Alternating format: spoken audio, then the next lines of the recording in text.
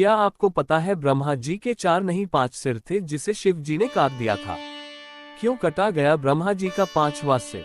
ब्रह्मा जी के 4 नहीं 5 सिर थे जिसे शिव जी ने काट दिया था। शास्त्रों के अनुसार ब्रह्मा जी जब संसार की रचना कर रहे थे तब उन्होंने बेहद सुंदर स्त्री को बनाया जो थी शत्रुपा। वो इतनी सुंदर थी कि खुद ब्रह्मा जी उन पर मुग्ध और उन्हें टकटकी बांधकर निहारने लगे। शत्रुपा ने इससे बचने के अथाह प्रयास किए लेकिन असफल रही। शत्रुपा ने अपने आप को बचाने के लिए ऊपर की ओर देखने लगी तो ब्रह्मा जी ने अपना एक सिर ऊपर की ओर विकसित कर लिया। ब्रह्मा जी की ये सारी हरकतें शिव जी देख रहे थे। शिव जी की दृष्टि से शत्रुपा ब्रह्मा की पुत्री जैसी थी, इसलिए उन्हें ये घोर पाप लगा और ब्रह्मा जी का 5वां सिर काट दिया। ब्रह्मा जी ने झूठ बोला तो शिव जी ने दिया शाप। झूठ शुरू में सुख देता है और बाद में दिक्कतें बढ़ा देता है। सच शुरू में कष्ट देता है और बाद में सुख देता है। कई बार ऐसी स्थितियां बन जाती हैं जब सच बोलना मुश्किल लगता है और लोग झूठ बोल देते हैं।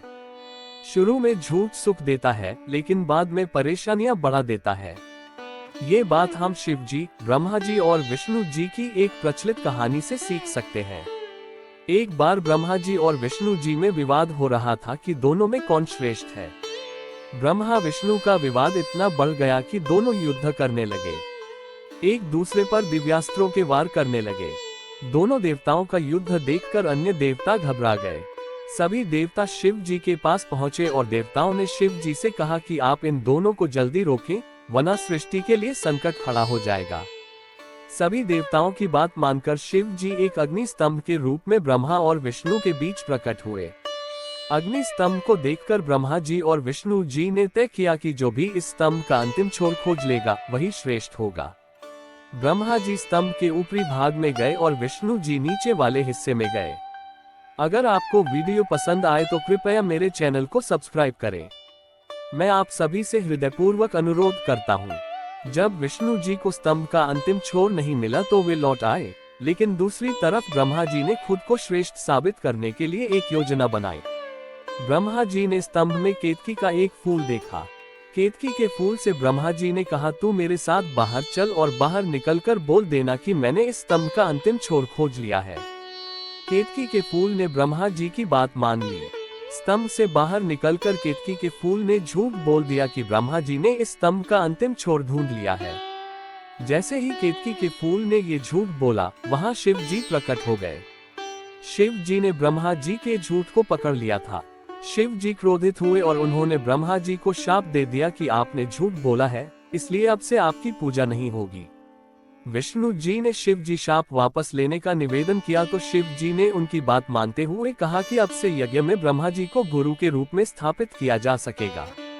ब्रह्मा जी के बाद शिव जी ने केतकी के फूल से कहा कि तूने झूठ में साथ दिया और झूठ बोला है, इसलिए अब से तू मेरी पूजा में वर्जित रहेगा। इस किस्से की सीख यह है कि हमें किसी भी स्थिति में झूठ नहीं बोलना चाहिए। झूठ शुरुआत में भले ही अच्छा लगता है, लेकिन जब झूठ पकड़ा जाता है तो हमारे लिए संकट बढ़ जाता है। सच शुरुआत में भले ही मुश्किल लगता है, लेकिन बाद के लिए जीवन सुखी हो जाता है। हिंदू धर्म में इंद्र को देवताओं व स्वर्ग का राजा माना गया है। राक्षसों के साथ युद्ध में हमेशा यही देवताओं की अगुवाई करते हैं, पर एक समय ऐसा भी आया जब देव होकर भी इन्होंने एक ब्राह्मण की हत्या कर दी थी। ब्रह्मा हत्या का पाप लगने पर इन्हें छिपकर रहना पड़ा था। बाद में भगवान विष्णु ने उन्हें इस पाप से मुक्त करवाया था। आइए ये पूरी कथा जानते हैं। इंद्र पर लगा ब्रह्मा हत्या का पाप। पंडित रामचंद्र जोशी के अनुसार एक समय देवराज इंद्र को त्रिलोक का स्वामी होने का घमंड हो गया था। इससे उनकी बुद्धि भ्रष्ट हो गई। अहंकार में उन्होंने एक बार गुरु बृहस्पति का भी अपमान कर दिया। इससे नाराज होकर गुरु बृहस्पति अन्य जगह जाकर रहने लगे। गुरु के रूठने का फायदा उठाते हुए राक्षसों ने देवताओं पर हमला कर दिया।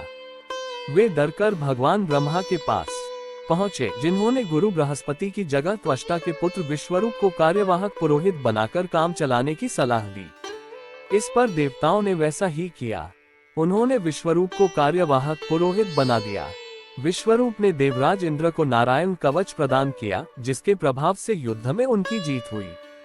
अपनी विजय के उपलक्ष्य में विश्वरूप को ही पुरोहित बनाकर इंद्र ने एक यज्ञ का आयोजन किया। इस यज्ञ में विश्वरूप ने देवताओं से छल किया। यज्ञ करते समय वह धीरे से राक्षसों को भी आहुति देने लगा। जब इंद्र को इस बात का पता चला तो वे क्रोधित हो गए। उन्होंने विश्वरूप के तीनों सिर धड़ से अलग कर दिए। इससे इंद्र को ब्रह्मा हत्या का पाप लगा। अगर आपको वीडियो पसंद आए तो कृपया मेरे चैनल को सब्सक्राइब करें। मैं आप सभी से हृदयपूर्वक अनुरोध करता हूँ।